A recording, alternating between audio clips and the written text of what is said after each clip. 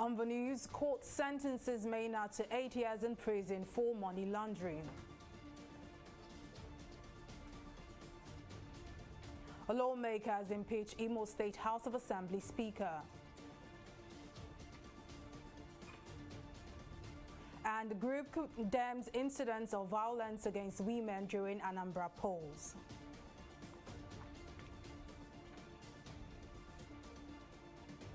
A warm welcome to News Now. I am Mary Kanu. A federal high court in Abuja has sentenced the former chairman of the now-defunct pension reformed task team, Abdul Rashid Maina, to 8 years imprisonment. The court held that the Economic and Financial Crimes Commission, EFCC, produced essential evidence through witnesses to prove beyond reasonable doubt that Maina is guilty of money laundering in the sum of 171 million naira, as well as 2 billion naira belonging to pensioners. Maina was also found guilty of concealing his true identity as a signatory to accounts opened in 2 banks by using the identity of his family members without their knowledge. Well, joining us now to discuss this further is the chairman of Nigerian Bar Association Section on Public Interest and Development Law, Barrister Monday Ubani. Well, thank you for joining us on the news. Now, what do you make of the court's judgment now, especially if one considers how long the case has been in court for? Well, as rightly pointed out, everyone knows the trajectory of this particular matter. Remember, there was a time Maina was cleared even by the federal government and restored to the public service. After some time, they came up again that he has a case to answer, and he took off. He went abroad. He was on the road. But eventually, I think they caught him at that time and brought him back, and then he was granted bail. And then there was one of the senators of the Federal Republic of Nigeria that stood surety for him, after which he bolted away again and put the senator into a big trouble. And then while the matter was still pending, while the senator was being asked to produce him, we got a news that he has been arrested and then brought back to the country. And I don't think that he was granted any further bail. And then the trial now continued. And we've been following the particular trial with the seriousness that was given to it by the learned justice of the Federal High Court, and that is Justice Okonabang. And then we have heard today that he has eventually been convicted of the 12-count charge and then sentenced to several years imprisonment, but they are to run concurrently. Totally, I mean, he's going to spend 8 years maximum in court and in custody. And that is what happened today. So it's clearly a long one, but which has ended now positively in favor of EFCC. And people will say kudos to EFCC for pulling this through, because the allegation has always been that EFCC always have not been able to convict most of these big politicians who have actually dipped their hand in our treasury. And so this is a big one, and I can assure you that that will be dancing and clapping and singing in EFCC Center today for this particular conviction. Now, Barrister, while it is expected that Maina would appeal the court judgment, do you think issues bordering on technicality could change the whole judicial process? I don't know what technicality will come up with this particular matter. I don't think there was any judge that was replaced. I don't think there is any technicality from all the proceedings that I have followed up, concerning this particular case. Now, even from the evidence that was adduced and which the judge alluded to in the judgment, I hear that, look, this man used some of his family's members in order to put money in an account, and this was hidden. And he did not in any way disclose this amount to those people that he used their names in order to hide those monies. And then eventually they found several millions of naira. In one account was 1.something billion, in another account was 300 million, and another account was at 200 million. These are sums of money that he, as a civil servant, even for 100 years couldn't have earned. Probably couldn't even give a due account of it. And so I think that a thorough job was done in the prosecution of Maina. From what I have just listened and heard on the news, and have also followed this proceeding. So I don't know the kind of technicality that will come up now to overturn this particular judgment. And mind you, when you make reference to technicality, even in Orji's case, that case has not been finally disposed of. It's still on appeal. So we need to follow all these things until the Supreme Court says the final judgment on any matter that any person has been exculpated technically. So I don't think there will be any technical issue in this particular judgment. But if there is any, we also follow the process and proceeding and see what the jurisprudence will be at the end of the day. Well, Chairman of the Nigerian Bar Association Section on Public Interest and Development Law, Barrister Monday Ubani, thank you for your contributions. Well, moving on, the Independent National Electoral Commission, INEC, has suspended the collation of results for the just concluded Anambra State governorship election. INEC's Chief Returning Officer for the election, Florence Obi, announced this on Monday during a press briefing at the Commission's head office in Awka. Party agents, reporters and observers, among others, had waited until about 12:15 a.m. for the declaration of a winner before events took a different turn as a result of the Commission's announcement. The Chief Returning Officer in her address explained that a declaration would only be made after a supplementary election was conducted and the remaining local government that is yet to vote, adding that a supplementary election will be conducted in the 326 polling units across Ihiala local government area in the state. Based on constitutional considerations and provisions of the Electoral Act, as well as revised regulations and guidelines for the conduct of election issued by the Commission, supplementary election is indicated for Ihiala local government area. First section 179(2) of the Constitution provides for a candidate to secure both the highest number of votes cast and 25% of votes cast in at least 2/3 of the local government areas of the state to be declared the winner of the governorship election.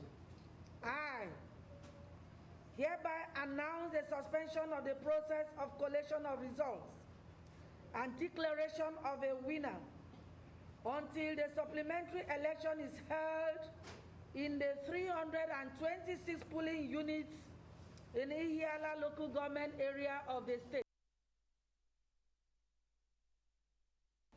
Moving on, IAGA Africa, a non-governmental organization with a focus on election monitoring and governance, says late commencement and technological challenges were common features during the Anambra State governorship election.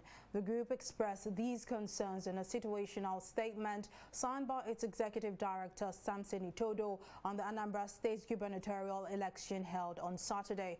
According to the group, another low point was the incident of violence against women at 7% of the polling units it observed, and called on the Independent National Electoral Commission, INEC, to review and put in place operational practices that guarantee free, fair, transparent and conclusive election. And INEC needs to improve on logistics deployment because compared to previous elections, this is a total departure. Although in the last governorship election in Anambra, we still recorded late commencement and late deployment. So there's something fundamentally wrong or questionable about this trend. We want to make the point that INEC owes it to the Nigerian people and the people of Anambra State to explain the circumstances. What we know, based on our interaction, is that there are communities that resisted voting, resisted elections, as we've indicated, that there are cases where INEC officials couldn't deploy. There are also cases where there were security challenges. Now, what INEC needs to do, INEC needs to tell the public where are those polling units, those specific polling units, and what transpired at those polling units. INEC needs to enhance the transparency of the supplementary elections. INEC should publish the total number of permanent voters card collected in Ihiala LGA and inform the public on the status of the uncollected PVC. INEC should undertake an audit of the bimodal voter accreditation system and ensure that all the technological glitches with the device are resolved ahead of the supplementary elections to prevent delays and possible disenfranchisement of voters. And still in politics, the November 6th Anambra governorship election is far from over as the Independent National Electoral Commission (INEC) declared the election inconclusive. So far, results from 20 out of 21 local government areas have been declared, and Chukwuma Soludo of the All Progressives Grand Alliance (APGA) secured 103,946 votes, followed by Valentine Ozigbo of the People's Democratic Party (PDP) with 51,322 votes, and Andy Uba of the All Progressives Congress (APC) with 42,942 votes. The margin between Soludo and Ozigbo currently stands at 52,624, leaving the supplementary election in Ihiala local government slated to be contested between Soludo of APGA and Ozigbo of the PDP. Joining me now to discuss the outcome of Saturday's election is legal practitioner and political affairs analyst Liberato Shoma. Thank you for joining me on the news. Now, the Anambra governorship election, though yet to be concluded, played out interestingly. Now, what do you make of some of the results that emerged from INEC? Basically, there is nothing to contest from those results. Even though we agree that there were glitches with the bimodal card reader, and I think, like some of the observers have said, that INEC, in conducting the rerun in Ihiala local government, should actually not just conduct an audit of the bimodal what do you call it, a device, but also should ensure that their workability. Because we saw in some places where, even though they were deployed, but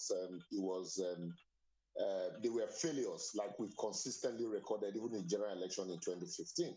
But that said, also, I would want to use this opportunity to also show that if Anambra had, the people of Anambra had shown consistently, and then also repeated here now with this election, that violence really cannot be used as a tool, for leadership change in Nigeria. And so that's what, they had done. That's the statement they had made. And but that said, I also would want to explain a little bit why INEC had decided to conduct a rerun in Ihiala local governments.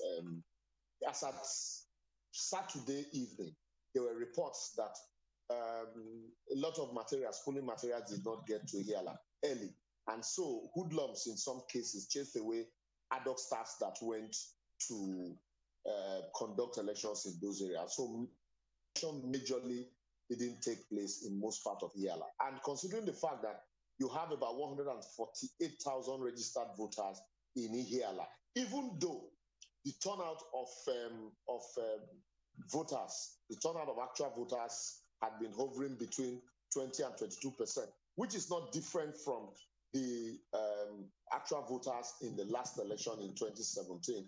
You had about 22% turnout also, but INEC cannot speculate on that. INEC would have to, actually, conduct a rerun election there because of the margin. Soludo is leading with 103,000 votes, while Valentine Ozigbo of the PDP has about 51,000 votes.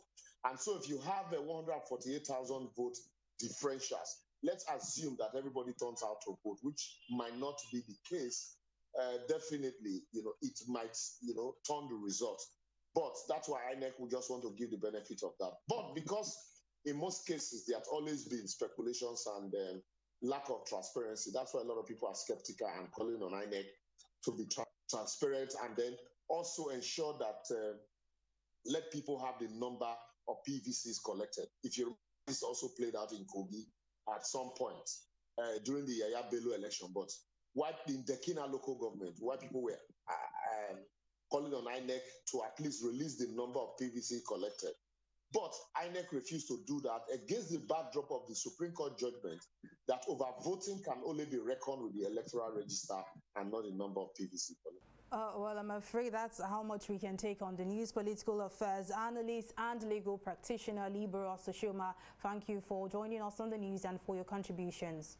Well, we'll take a break here, but still to come, United Nations Food Agency raises alarm, says 45 million people on the edge of famine. We'll bring you details of this and more stories right after this break.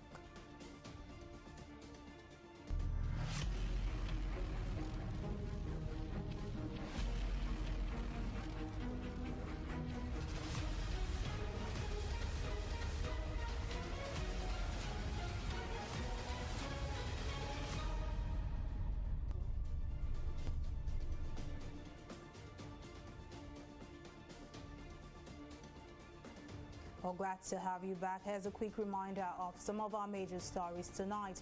A federal high court in Abuja has sentenced the former chairman of the now defunct pension reform task team, Abdul-Rashid Maina, to 8 years imprisonment. The court held that the EFCC had produced essential evidence through witnesses to prove beyond reasonable doubt that Maina is guilty of money laundering in the sum of 171 million naira, as well as 2 billion naira belonging to pensioners. Well, in case you miss any of the news bulletin or for more updates, to log on to our website on www.tv360nigeria.com. You can also follow us on our social media platforms on Twitter, Instagram, YouTube, and Google Plus at TV360 Nigeria. On Facebook, we're at TV360 Online.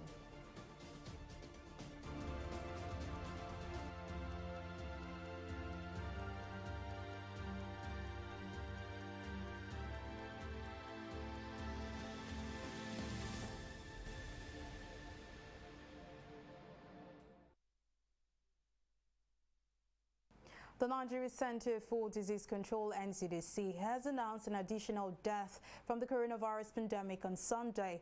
The health agency in an update noted that 86 new infections were recorded across 7 states of the Federation. The new data revealed Kaduna State topped the chart with 41 cases, followed by Lagos with 24 cases, while Osun State recorded 10 cases. It added that the fatality toll now stands at 2,906, while a total of 212,713 infections have been confirmed in Nigeria. And the Lagos State Ministry of Health has defended its reasons for fixing 6,000 naira as the cost for COVID vaccine at private facilities. According to the State Commissioner for Health, Akin Abayomi, the fee for private sites would cover logistics, personnel, and other related costs. While restating that vaccination is free at public facilities, Abayomi explained that the state is collaborating with the private sector to ensure that individuals who prefer to get vaccinated at private facilities rather than public ones are not left out of the exercise. Well, we'll take another break here and return with more stories in business. To stay with us.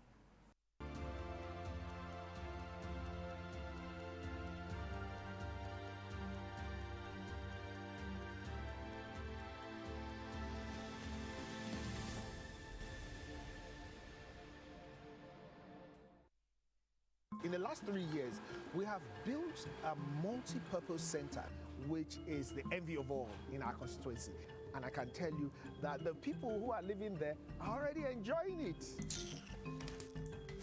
Guy, do you think what this man just said is true? See, I seriously doubt. I'm sure it's one of those their silly lies. And wait, do you know there's a way to find out if these things he's saying is true or not? This is the Construct app. It gives people like us a sure way to track implementation of constituency projects. It gives valid and verified information on location of projects, amounts allocated, amount funded, the level of job done, and even the profiles of concerned legislators. You and I can post directly on this app. Are you serious? This is the Go-To app if you want to know how our Commonwealth is being expanded by the government. Wow. Let's even see if what this man said is true. Show me. The Construct app is developed by Other People Nigeria with support from USAID and is available on both Google Play Store and Apple Store. And it's true. Of course, I told you. Corruption not in my country. Good afternoon, sir. Good afternoon, madam. My name is Alera. I am not sick. I just need you to help put your stamp on this medical report. I want to tender it at my office as a sick leave. I'll pay 10,000 naira. Ma'am, that is impersonation. I'm not a doctor. Oga, be like say this English no go pay. I go increase the money to 20,000 naira. I beg. You know, if I give you that 20,000, as you ride, so if it still help your condition more. So you know, say you spread well. As I spread like virus, I'll be. You talk. Come out! If person come your hospital, talk say make you give am fake medical report, make you go take collect sick leave. Talk and say no, na corruption, not in my country. Corruption not in my country. Stop corruption now.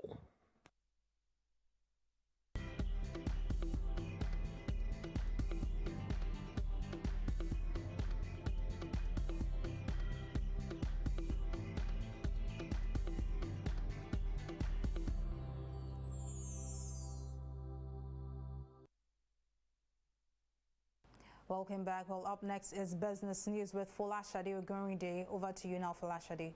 Well, thank you very much, Mary. And in business, the Nigerian Communications Commission, NCC, has presented a budget of 86.2 billion naira to the National Assembly for its operations in 2022, presenting the budget to the Joint Senate and House of Representatives Committee on Communications, ICT and Cybercrimes, headed by Senator Oluremi Tinubu.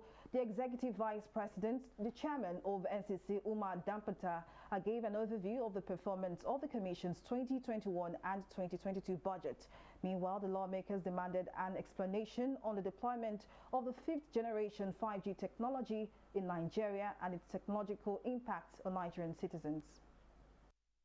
I want you to reassure Nigerians about the safety of this 5G, and there is concern of a particular high-risk, extremely damaging malware called Flubot. So maybe you can explain on that so that Nigerians will be assured that, their safety is guaranteed. As for the concerns, by Nigerians about 5G, we share these concerns.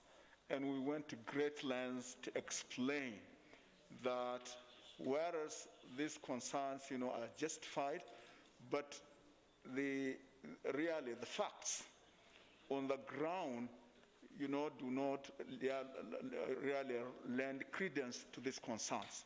One, we have tried to sensitize Nigerians about the safety of the network, of the technology itself, the 5G technology. We have sensitized Nigerians even about the spectrum. The 5G spectrum is non-ionizing.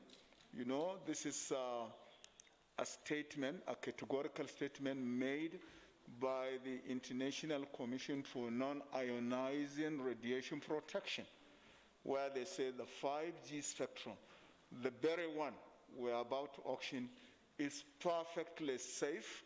It is not harmful to human beings, and there is no evidence whatsoever. I will take a break here and return with a review of the stock market. Do stay with us.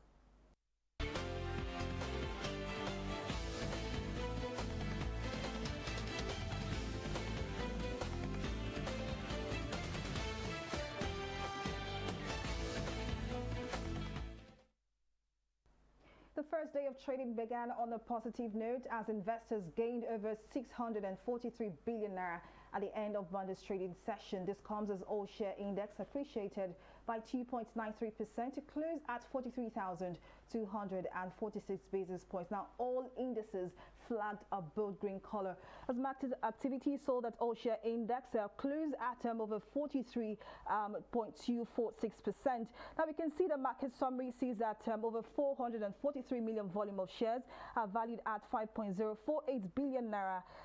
Exchange hands in 5,233 deals. Now, we can see that Airtel Africa and Red Starex also topped the gainers charts. Of course, when we talk about gainers, we also need to talk about our losers. Now, Corn Oil had a marginal loss of 2 kobo, while CWG also had a marginal loss of 11 kobo. Now, of course, when we talk about the NGX, we also talk about our foreign stocks. We can see that FTSE and Dow Jones had a great day. It closed in the greens at 0.031%, while the Dow Jones also closed in the greens at 0.30%. Unfortunately, it was not so for Nikkei, our Japan stock, which closed in the reds at 0.35%. And it's a wrap on the business segment. On news now, back to Mary for the rest of the news. Well, thank you, Folashade, for that update on the global scene. The United Nations Food Agency has said that the number of people on the edge of famine across 43 countries had risen to 45 million as acute hunger spikes around the world. According to the World Food Programme, WFP, the jump from 42 million people earlier in the year was largely down to a food security assessment that found another 3 million people facing famine in Afghanistan. WFP added that the cost of averting famine globally now stands at $7 billion, up from $6.6 billion, but warned that traditional funding streams were overstretched, adding that families facing acute food insecurity are being forced to make devastating choices to cope with the rising hunger. Well, up next is Entertainment Report.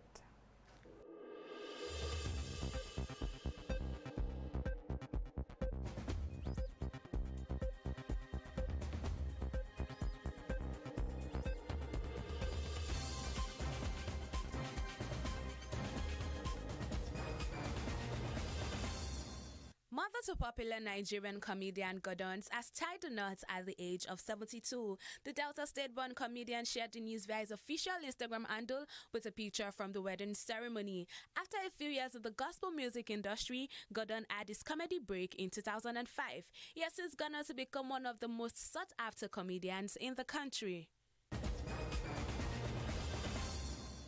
A brand new season of Red TV's The Men's Club is set to premiere in the coming weeks, but fans don't seem to be pleased at the show's latest announcement. Producers recently unveiled BB9 Season 6 finalist Pere as the latest addition to the series' 4th season, but not as a new character, but as a replacement for fan-favorite character Aminu, played by actor Ayola Ayolola. While reacting to the fans, the show's lead writer Dami Elebe revealed that the need to replace Ayolola had been on for nearly a year after the actor relocated without duly notifying the production team. Also starring Baj Adebole, Efa Iwara and Daniel Etim Efyong, the series is centered on 4 friends as they try to navigate their lives, businesses and romantic relationships.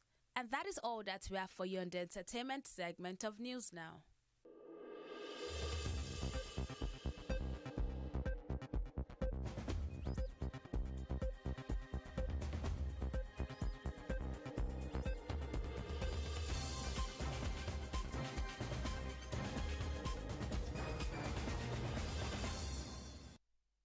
And in sports, Xavi Hernandez was unveiled as Barcelona's new coach on Monday as thousands of fans welcomed the club's legendary former midfielder back to Camp Nou.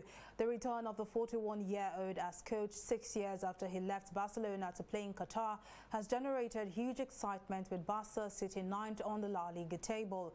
After playing 767 games for Barcelona and was widely considered to be one of Barca's greatest players, having won 4 La Liga titles and 8 Champions League, Xavi left to play for Al Saad in Qatar in 2015 and will have his first training session as coach with the team on Tuesday.